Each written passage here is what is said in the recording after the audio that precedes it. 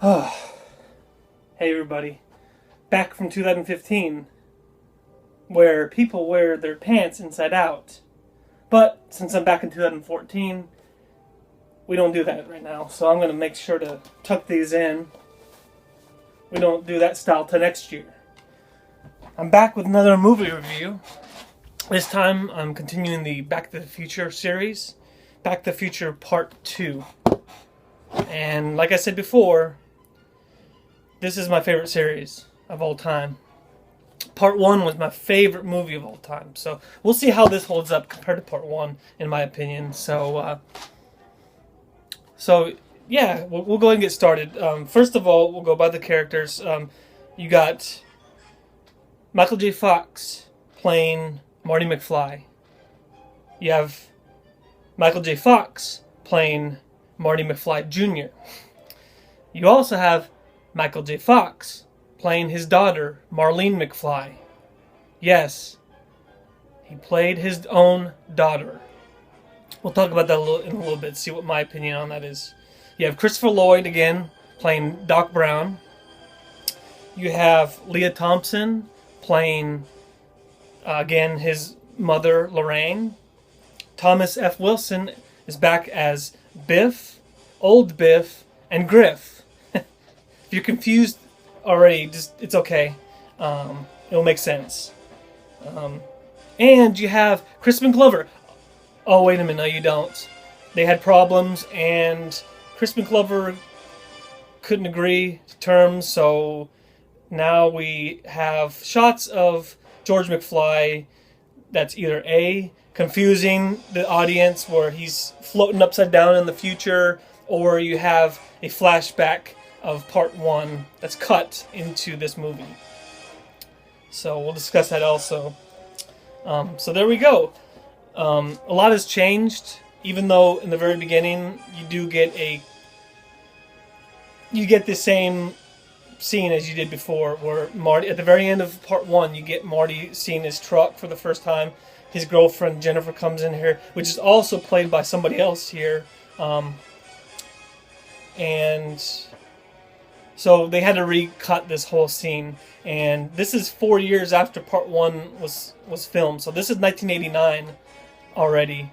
So Michael J. Fox has grown up a little bit. So he's no longer a 17-year-old high school person, so to say. So he has grown up, even though it's supposed to be instantly after Part 1. So you see the DeLorean fly.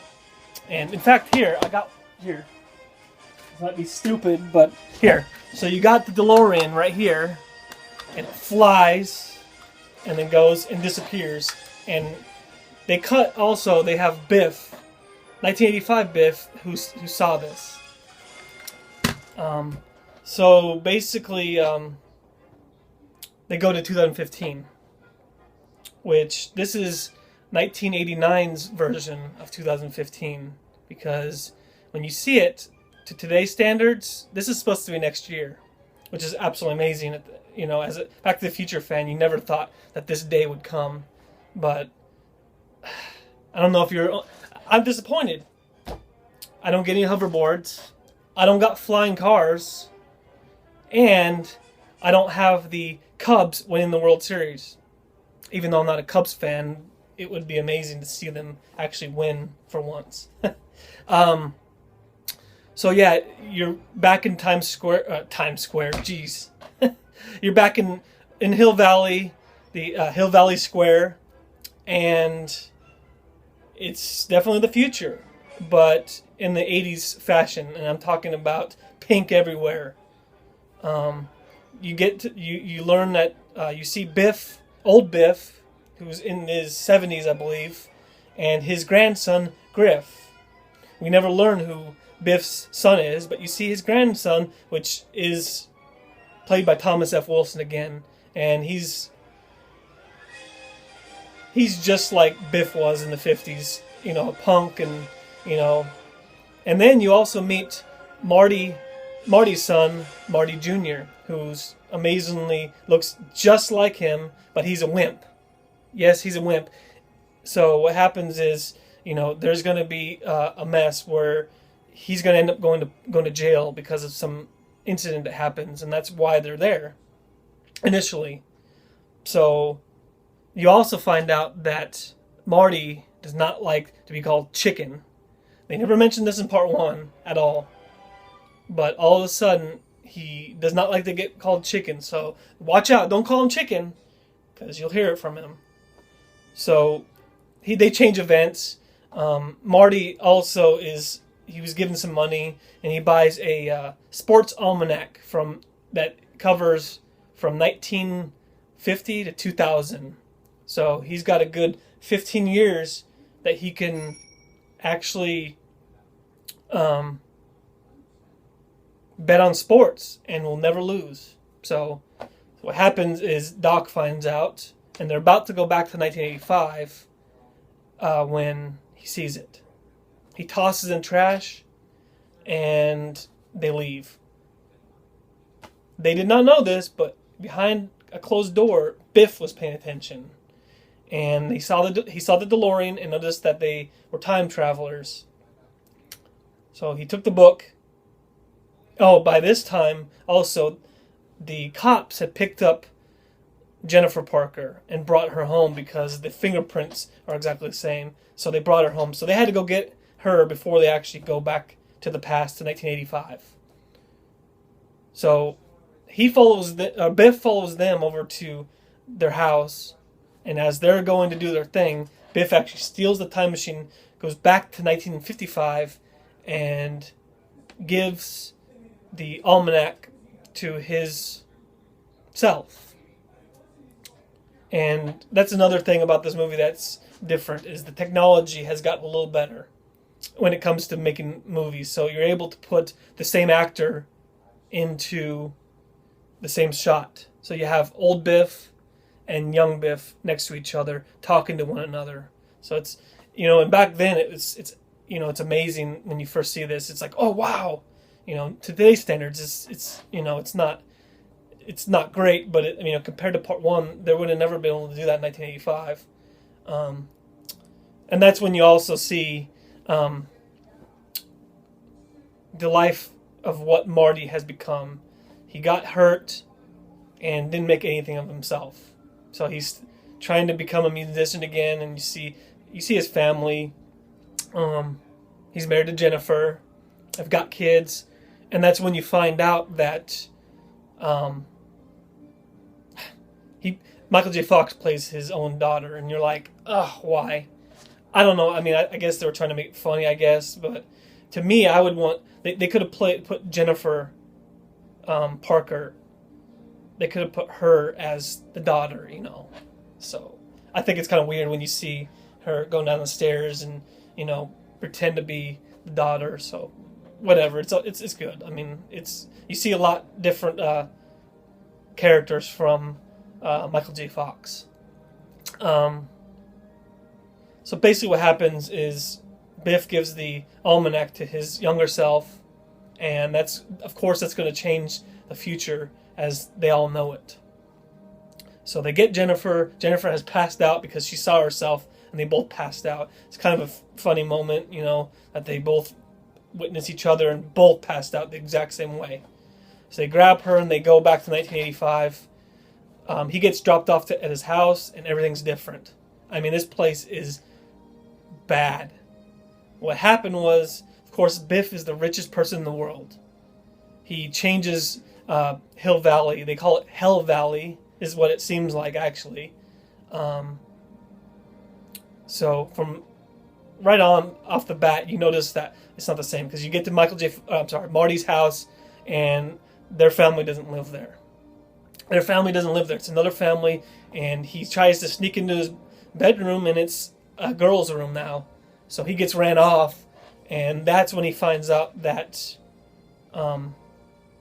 his father, George McFly, had died. Biff had shot him with a gun. I think it was 1973. So after that happened, Lorraine McFly married Biff, which is what Biff wanted all along, it seemed like. So they made the clock tower into a how would you call it, Las Vegas ripoff type thing, casino, because they gamble in the town, and he goes to visit his dad's grave, and that's where he meets Doc, and Doc explains to them what happened. So what they need to do is to find out how to change everything, because the way it is, there's no way that they want to live like this. So they end up going back in time, and they find out that they got to let the events happen. And the scary part about this part is they don't want to run into each other, because at this point you got two Docs. You got 1985 Doc, and you have 1955 Doc. You have two Martys.